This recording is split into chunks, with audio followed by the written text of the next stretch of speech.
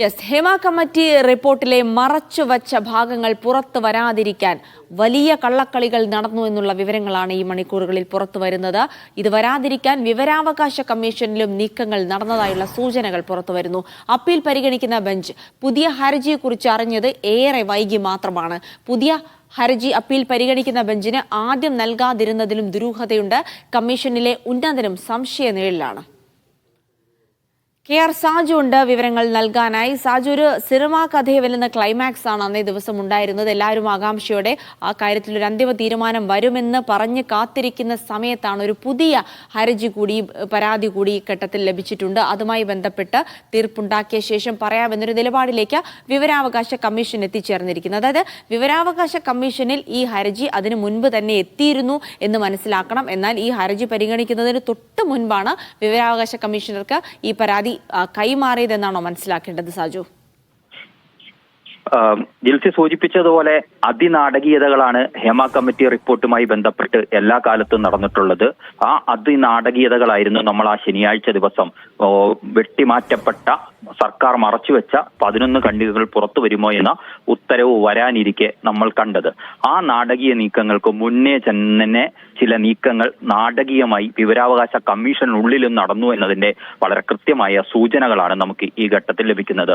അതായത് പുതിയ ഹർജി ദിവസങ്ങൾക്ക് മുമ്പ് തന്നെ വിവരാവകാശ കമ്മീഷനിൽ എത്തിയിരുന്നു. എന്നാൽ അതൊരു മറ്റൊരു ബെഞ്ചിന്റെ പരിഗണനയിലേക്ക് വെക്കുകയാണ് ചെയ്തത്. എങ്ങനെ ഈ ഒരു ബെഞ്ച് ഹേമ കമ്മിറ്റിയുമായി ബന്ധപ്പെട്ട അപ്പീലുകൾ പരിഗണിച്ചുകൊണ്ടിരിക്കെ ആ ബെഞ്ച് അറിയാതെ മറ്റൊരു ബെഞ്ചിന്റെ പരിഗണനയ്ക്ക് അത് വെക്കുകയും അവസാന നിമിഷം വരെ അതിൽ വാദം കേൾക്കാതിരിക്കുകയും ചെയ്യുന്നു. എന്നാൽ വിവരാവകാശ കമ്മീഷണറായ ഡോക്ടർ എ അബ്ദുൽ ഹക്കീം ആയിരുന്നു നേരത്തെ അപ്പീൽ പരിഗണിച്ചിരുന്നത്. അദ്ദേഹത്തിന്റെ മുമ്പിലേക്ക് ഇത് അവസാന നിമിഷം എത്തിക്കുക എന്ന ആസൂത്രിതമായ നീക്കം കമ്മീഷനുള്ളിൽ നടന്നു എന്നാണ് നമുക്ക് മനസ്സിലാക്കാൻ കഴിയുന്നത്.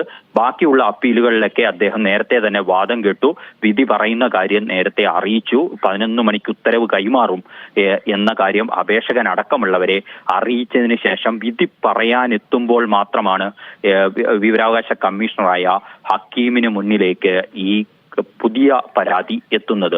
എന്തുകൊണ്ട് അത് ദിവസങ്ങളോളം കമ്മീഷനിലെ മറ്റൊരു ബെഞ്ചിന് മുന്നിലിരുന്നു? അങ്ങനെ ആ ബെഞ്ചിലേക്ക് പോയതെങ്ങനെ? ഒരു ബെഞ്ച് അപ്പീൽ പരിഗണിച്ചുകൊണ്ടിരിക്കെ പുതിയ പരാതികൾ, അപ്പീലുകൾ വന്നാൽ ആ ബെഞ്ചിലേക്ക് പോകേണ്ടതിന് പകരം മറ്റൊരു ബെഞ്ചിന്റെ പരിഗണനയിൽ അതെങ്ങനെ ഇരുന്നു? അത് അറിയിക്കാതെ അത്രയും ദിവസം എന്തിനു വെച്ചു എന്ന ചോദ്യമാണ്.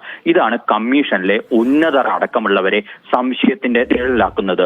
ഇതിൽ നമുക്ക് ലഭ്യമാകുന്ന വിവരങ്ങളിൽ നിന്നും മനസ്സിലാക്കാൻ കഴിയുന്നത് ഹേമ കമ്മിറ്റി റിപ്പോർട്ട് നമുക്കറിയാം വർഷങ്ങളോളം സംസ്ഥാന സർക്കാർ പുറത്തുവിടാൻ കഴിയില്ല, സ്വകാര്യതയുമായി ബന്ധപ്പെട്ട വിവരങ്ങൾ ഉണ്ട് എന്ന് പറഞ്ഞു പൂഴ്ത്തിവെച്ചതാണ്. അതിൽ മാസങ്ങൾ നീണ്ട വാദം കേട്ടതിന് ശേഷമായിരുന്നു അതിൽ സ്വകാര്യതയുമായി ബന്ധപ്പെട്ട ഭാഗങ്ങൾ ഒഴികെയുള്ളവ പുറത്തുവിടാമെന്ന് നേരത്തെ വിവരാവകാശ കമ്മീഷണർ അബ്ദുൽ ഹക്കീം ഉത്തരവിടുന്നത്. അതിനെ തുടർന്നാണ് ഇത് ഭാഗികമായെങ്കിലും പുറത്തു വരുന്നത്. അവിടം കൊണ്ട് അവസാനിപ്പിക്കണം എന്നാണ് വിവരാവകാശ കമ്മീഷനിലെ ഒരു വിഭാഗത്തിന്റെ താല്പര്യങ്ങൾ. സർക്കാരിനെ നിരന്തരമായി ഇങ്ങനെ പ്രതിസന്ധിയിലാക്കേണ്ടതില്ല എന്ന തലത്തിലേക്ക് അവിടെ വിലയിരുത്തലുകൾ ഉണ്ടാകുന്നു.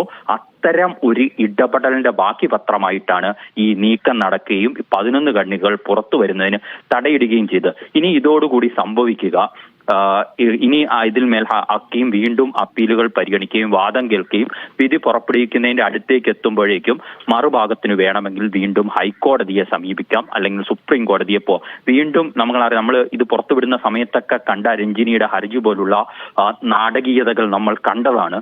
അത്തരം നാടകീയതകൾ ഇനിയും സൃഷ്ടിക്കപ്പെടാൻ അവസരമൊരുക്കുകയാണ് യഥാർത്ഥത്തിൽ ഈ അപ്പീൽ പുതിയ പരാതി കമ്മീഷന്റെ ബെഞ്ച് യഥാസമയം ഇത് പരിഗണിക്കുന്ന ബെഞ്ചിന് മുന്നിലേക്ക് എത്തിക്കാതിരുന്നതിലൂടെ നടന്നത്. അവിടെയാണ് കമ്മീഷനുള്ളിലും ചില ആസൂത്രിത നീക്കങ്ങൾ നടന്നു എന്ന സംശയം ശക്തിപ്പെടുന്നത്. ജിൽസി.